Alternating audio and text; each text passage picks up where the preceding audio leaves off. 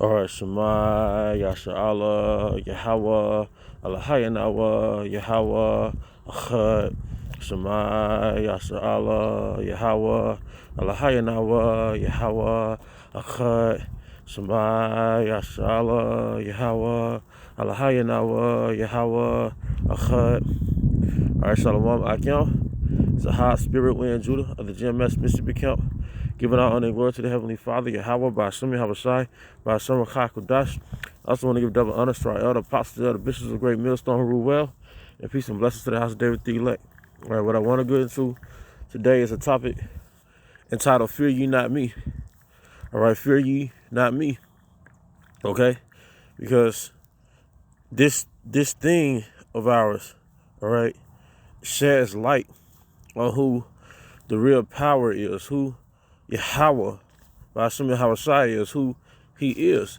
And this is all about the world, all right, paying obeisance and submitting to the power of Yahweh by Hashem Yahushai. And it's all about the world knowing, all right, and fearing Yahweh, all right? So this lesson is going to go into, why you should fear the all power, man, the almighty power. And why he is the almighty power. All right, so this is Jeremiah 5:22. It says, "Fear ye not me, saith Yahweh, will ye not tremble at my presence, which shall place the sand for the bound of the sea by a perpetual decree." All right, the Most High gave a decree, all right, and the waters in the sea cannot surpass the sand because of a decree. Okay, it says that it cannot pass it, and though the waves thereof toss them, yet can they not prevail. Though they roar, yet can they not pass over it. All right. But the beginning of it is what? Fear ye not me? So what's the nature and character and mindset of our power? Hey, you should fear me. All right? You should fear me. Okay? Fear in the sense of reverence. But also actual, we fear. You go through certain things that makes you fear Yahweh because you realize just then and there, I'm a fucking worm. I'm an earthling, man. You know what an earthling is? It's us. It's Clado. We're nothing but Clado. You know how vulnerable Clado is? Right? Let me make an effort to find this scripture. You know, if I can't find it because it wasn't a part of the program, all right? I just make a reference to that scripture. Grab. All right? All right, just give me 1 second. All right, because there was something about comparing us, all right, to a grasshopper. But basically, it was basically saying in so many words that man is like a grasshopper, man. How quickly we perish, man. All right, but that's okay. You know, that scripture wasn't a part of the program, but I would willing maybe the brother can put it on a comment board when this is posted.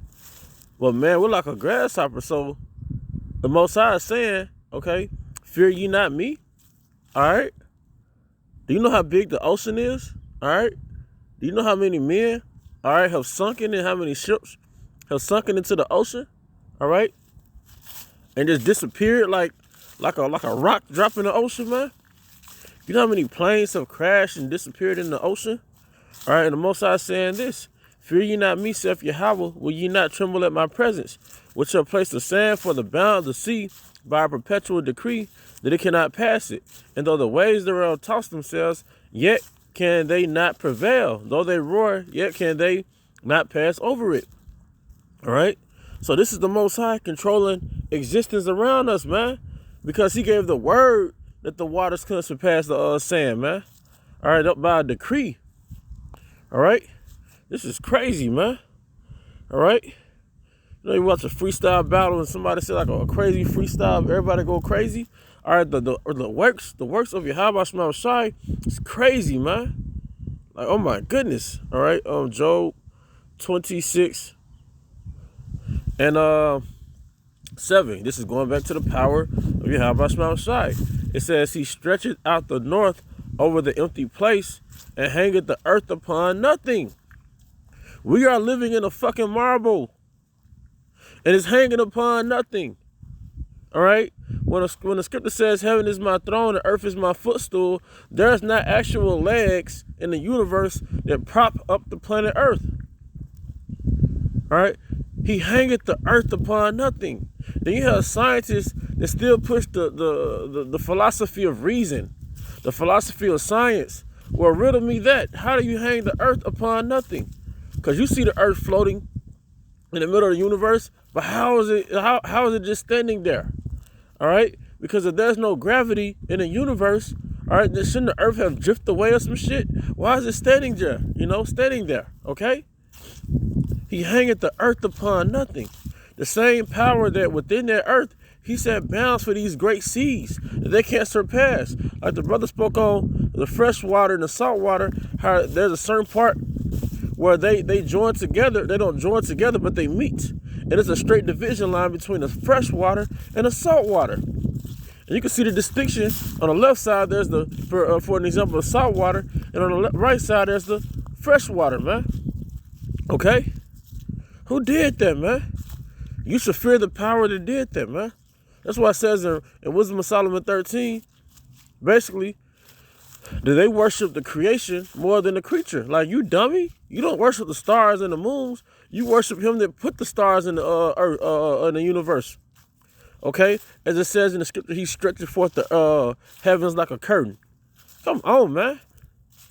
Respect that. Okay?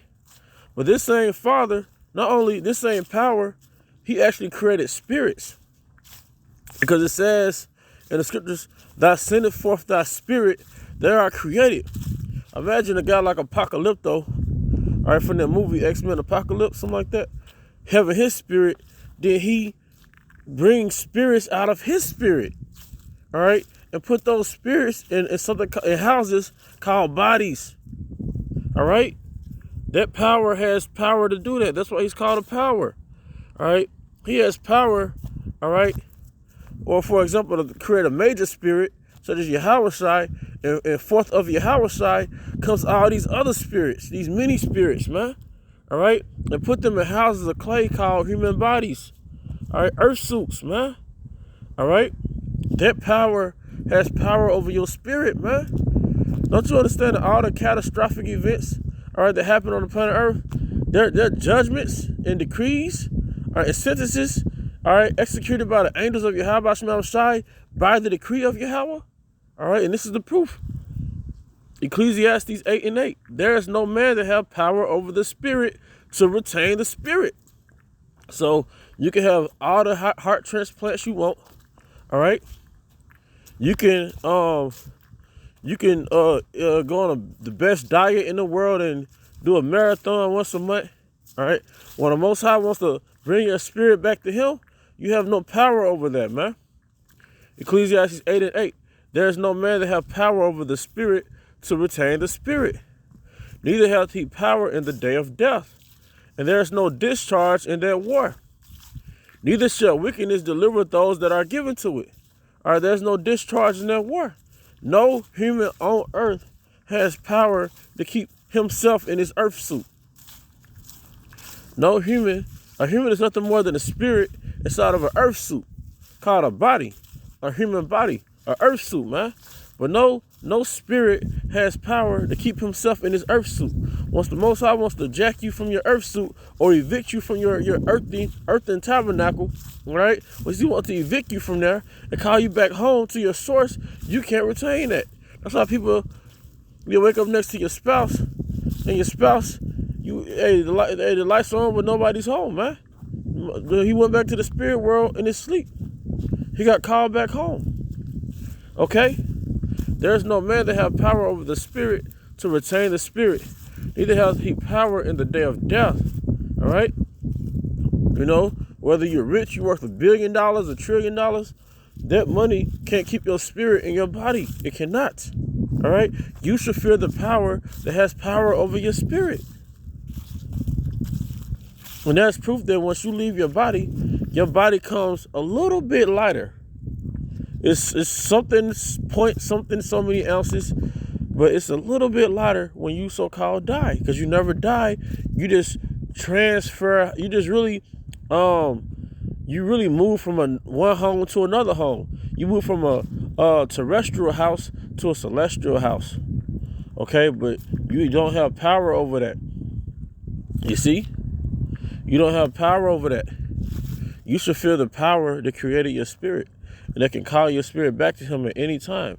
He's a king, right? And what does a king do? He'll summon you.